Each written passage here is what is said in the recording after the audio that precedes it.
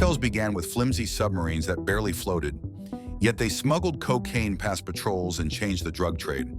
Today, these crude crafts have become stealth machines worth hundreds of millions. But when one vanished, it sparked a brutal war between Mexico's deadliest cartels. How did subs become their ultimate tool, and why did losing one unleash chaos across a region? Join us as we uncover the underbelly of cartel operations and explore how the United States is actively working to combat organized crime. Cartels have been messing around with narco submarines for years now. These subs get reconfigured in secret jungle workshops where most people are forced to work at gunpoint. The first set of these submarines were literal death traps. Diesel fumes would fill the cramped spaces, crews would pass out before reaching shore, and the subs moved so slowly that fishing boats could overtake them. But they worked just enough to slip past the Coast Guard with tons of narcotics on board. Then the cartels got smarter. They brought in actual engineers, started using GPS navigation, diesel engines that actually worked, and even special paint that doesn't show up on radar. What started as floating coffins turned into something else entirely. Underwater money machines that could haul more product than a fleet of trucks ever could. So here's where everything went sideways. The Jalisco cartel apparently stole one of these subs from the Cartel del Noreste. The submarine was carrying hundreds of millions in cocaine. But for the Noreste cartel, losing the drugs wasn't even the worst part. Getting robbed is the kind of disrespect that starts wars in their world. And that's exactly what happened. First came the insider who'd leaked the submarine's route. They found that person pretty quick and made an example of them. Then the war started. At first it was low-key, then people started disappearing. But it didn't stay quiet. Allegedly, both sides had their armies out in the streets, smaller gangs were forced to choose sides, and entire towns got caught in the crossfire. All because of one stolen submarine. The Cartel del Noreste, or Northeast Cartel, started after the collapse of Los Zetas, a group originally formed by ex-military and police personnel. Their background gave them more than just street-level tactics. They operated with military precision. The organization functions with a strict hierarchy, structured commands, and harsh enforcement. They are known for extreme violence. Their approach goes beyond intimidation. Targets are eliminated without hesitation. Weapons are sourced from Eastern Europe or taken directly from Mexican military supplies.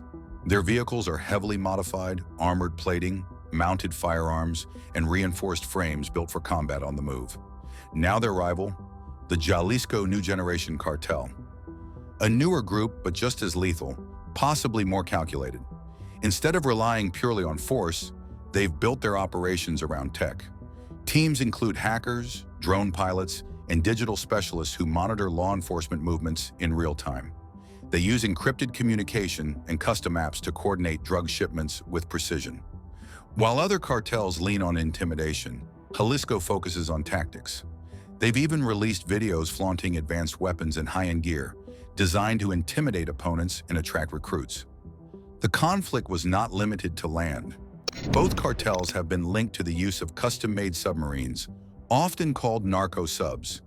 These low-profile vessels travel through the Pacific, staying beneath radar detection. Some are built to haul several tons of cocaine in a single trip.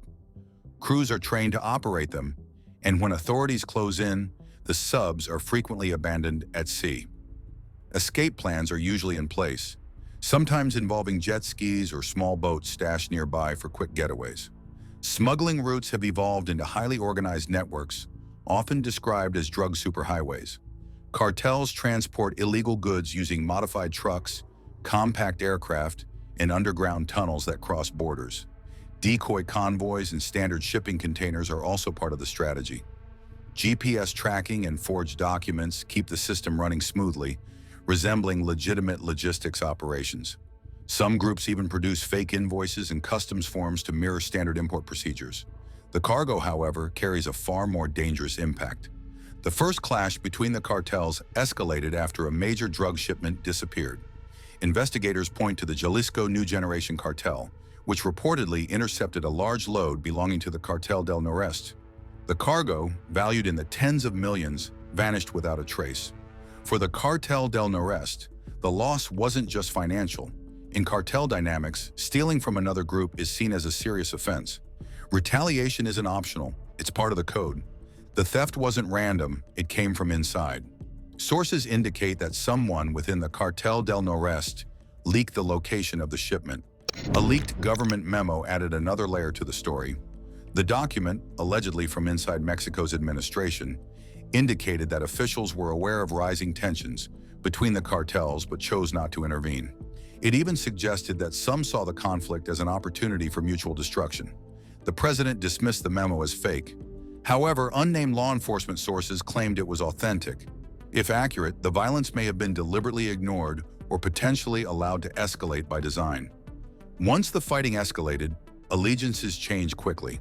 Smaller gangs that had previously stayed out of the conflict began choosing sides, aiming to align with whoever looked stronger. Some aligned with the Jalisco cartel for protection, while others remained loyal to the Cartel del Noreste, driven by fear or long-standing ties. Corrupt units, already suspected of taking bribes, were spotted escorting cartel vehicles through security checkpoints. Local politicians were also implicated, supporting whichever group offered safety or financial backing. What started as a drug turf dispute evolved into a broader struggle for control over territory and influence. For months, the United States Intelligence Agency monitored northern Mexico closely. The CIA and DEA tracked cartel communications and flagged signs of an impending conflict. Warnings were reportedly sent to Mexican officials, but those alerts didn't lead to action. When violence broke out, the response from Washington changed. Fentanyl is a major reason the United States is closely watching the cartel conflict. This synthetic opioid has triggered a nationwide crisis, with over 100 critical cases reported daily. The Jalisco New Generation cartel plays a key role in trafficking the drug, moving large quantities across the border. So when violence between the two rival groups disrupted operations, authorities saw a drop in fentanyl seizures in certain areas. But analysts cautioned that the slowdown wouldn't last. Once the cartels regrouped, the flow was expected to resume. Some United States lawmakers escalated the conversation by proposing direct military action against cartel operations, including drone strikes on Mexican soil. The Mexican government responded firmly, labeling the proposals as violations of national sovereignty. Despite the public tension, coordination quietly moved forward. Surveillance activity along the border ramped up, intelligence sharing became more frequent, and joint task forces conducted discreet arrests. While official statements showed that the two countries were not in alignment, operational collaboration continued behind the scenes. The ripple effects didn't stop at Mexico's borders.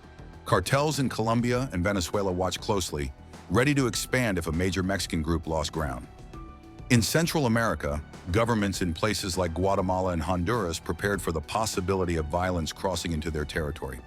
Past conflicts have made one thing clear: cartel wars rarely stay local. Once they ignite, they tend to spread fast, drawing more countries into a cycle driven by violence, control, and money.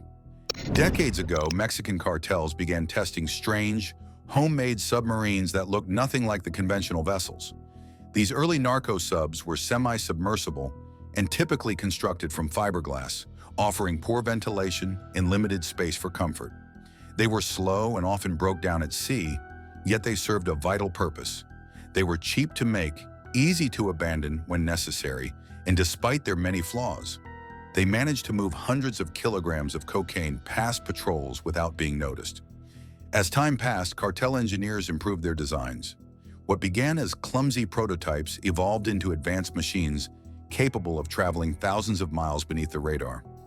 Many were powered by diesel engines and guided by satellite navigation systems. These upgrades allowed the vessels to glide through coastal waters and across oceans almost unseen. By the time law enforcement caught on, the technology had already improved, and the balance of power changed in the smuggling trade. Life inside these subs, however, was far from glamorous. Crews of 3 to 5 men endured weeks in cramped conditions, fighting off claustrophobia while inhaling toxic diesel fumes. They faced storms in the open sea with no way to call for help if things went wrong. Although the cartels often paid well to those who made the journey, many sailors were abandoned once the cargo was delivered, and some vessels were sunk deliberately in the middle of the ocean to erase any evidence. For many of these men, the voyage was a gamble. The reason submarines became so important is clear.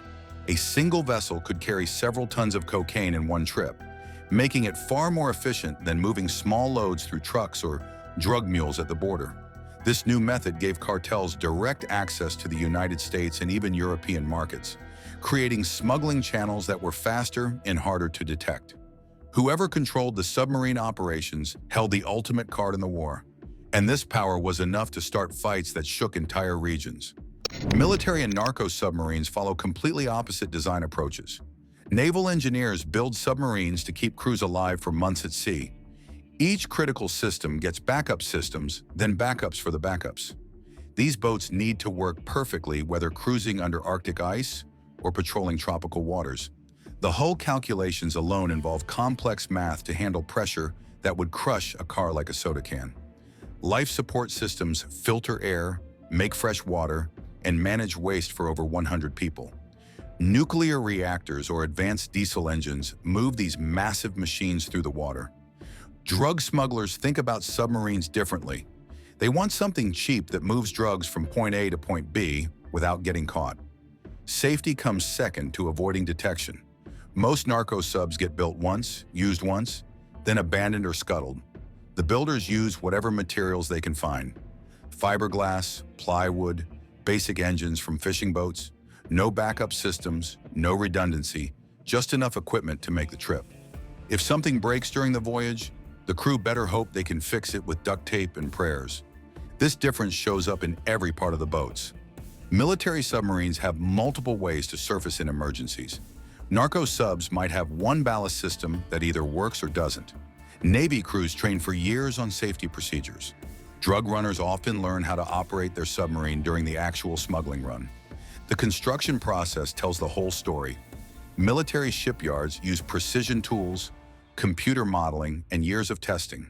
The USS Virginia-class submarines, for example, take approximately 7 years to build and cost over $3 billion. Narco submarines can be constructed in jungle clearings within months, using materials costing tens of thousands of dollars. The technical disparities between these vessel types are staggering. Modern military submarines like the Los Angeles-class or Virginia-class boats measure over 350 feet in length and displace thousands of tons. They can dive to depths exceeding 800 feet and maintain submerged operations for months, limited primarily by food supplies rather than mechanical constraints. Narco submarines typically measure 60 to 100 feet in length and can barely submerge fully. Most are semi-submersibles that ride just below the surface, with only a small conning tower or breathing apparatus visible above water. True fully submersible narco submarines are rare and show significant technological achievements for criminal organizations. Even the most sophisticated narco submarines can typically only dive to depths of 50 feet and have extremely limited underwater endurance. The engines tell a similar story. Navy submarines run on nuclear power or sophisticated diesel-electric setups that work without surface air. Nuclear subs can stay underwater forever. The only limit is how much food they packed. They move fast too, hitting 30+ knots while completely submerged. Both vessel types prioritize avoiding detection, but their approaches differ fundamentally.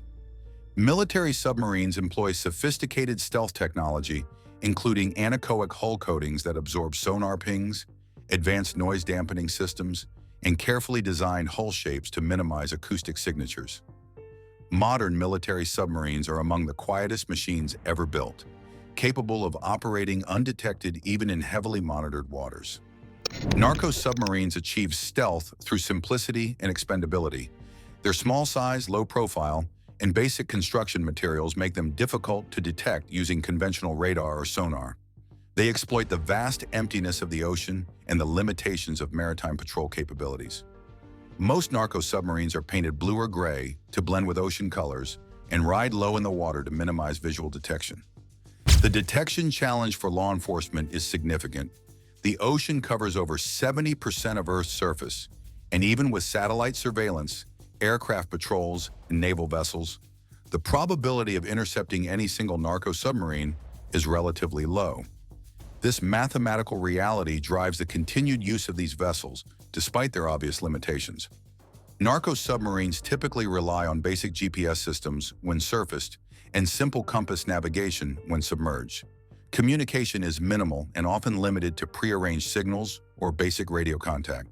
This communication silence is both a security feature and a limitation, as crews cannot call for help if problems arise. The technological evolution of military submarines shows humanity's advancement in materials science, nuclear physics, computer technology, and marine engineering. Narco submarines have shown surprising technological evolution despite their crude origins. Early versions were barely seaworthy rafts with minimal submersion capability. Modern examples incorporate more sophisticated hull designs, better engines, and improved navigation systems. Some recent narco submarines have approached the size and capability of small military coastal submarines, representing significant advancement in criminal engineering capabilities. Law enforcement agencies face unique challenges when combating narco submarines. Unlike military submarines, which operate in known patrol areas and follow predictable patterns, narco submarines can launch from remote jungle locations and follow unpredictable routes. The vessel's small size and low profile make them nearly invisible to traditional maritime surveillance systems. Countries have built detection systems whose only job is finding and tracking submarines. The whole situation basically comes down to submarines trying to stay hidden while entire navies work around the clock to find them. Both sides keep developing better technology.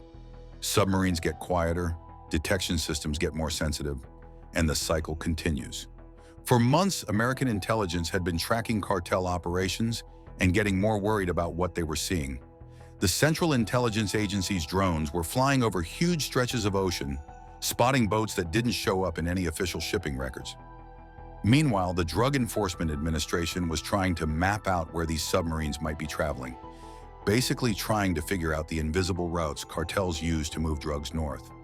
The United States kept sending intel to Mexican authorities, but most of it got ignored. This left United States officials stuck in a bad spot. They could see something big was happening, but couldn't get anyone to take it seriously. The whole situation felt like watching a disaster build in slow motion, while nobody wanted to do anything about it. America was already deep in a drug crisis when the submarine war started. Federal agencies estimated that massive shipments of fentanyl and cocaine were crossing borders daily, generating billions in illegal profits annually. The Jalisco cartel controlled a huge chunk of this trade. Then came the submarine conflict. Suddenly, the steady stream of drugs into major cities slowed to a trickle. Street dealers ran low on supply. Seizures dropped dramatically. But this wasn't good news. It meant something bigger was happening behind the scenes.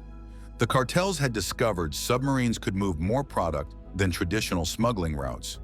While they fought for control of these vessels, their entire distribution network went into reorganization mode. Law enforcement watched nervously, knowing this pause was temporary. The submarine situation escalated to the point where military action became part of the conversation. In one extreme case, American forces actually deployed an A-10 Warthog aircraft to destroy cartel operations hidden in the jungle. Politicians in Washington started pushing for more aggressive tactics. Some wanted the Navy to sink cartel submarines the moment they were spotted, even in Mexican waters. Mexico immediately pushed back hard against this idea. No foreign military gets to operate in their territory without permission, period. Behind closed doors, though, both governments knew something had to change. They hammered out agreements for joint operations. American surveillance aircraft started flying patterns along the Mexican coast.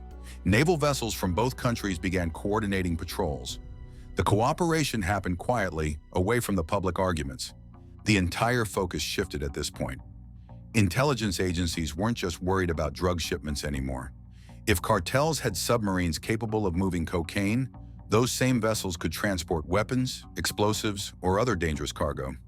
The implications went far beyond the drug trade. This became about preventing underwater smuggling routes from turning into something much worse. Officials feared these submarines could become a pipeline for military-grade weapons that might end up anywhere in the hemisphere. The stakes had grown from drug interdiction to regional security. The fallout hit everywhere at once. Colombian and Venezuelan cartels were watching this whole mess unfold, ready to jump in if Mexican supply lines stayed broken. Central American countries knew what was coming. When Mexican cartels fight, the violence always spills south. Guatemala, Honduras, El Salvador. They'd all seen it before. This wasn't about drugs anymore. If cartels can move tons of cocaine underwater without anyone noticing, they can move anything. Rockets, military explosives, the kind of weapons that start wars. The submarine situation had morphed into something way bigger than drug trafficking. Latin American governments were looking at a security nightmare that could destabilize the entire region. These weren't just criminals with boats anymore. They had their own naval operations running right under everyone's noses, and nobody really knew how deep it went or what else might be moving through those channels. Thanks for watching. While you are still here, click on the link on your screen to check out another of our videos. See you there.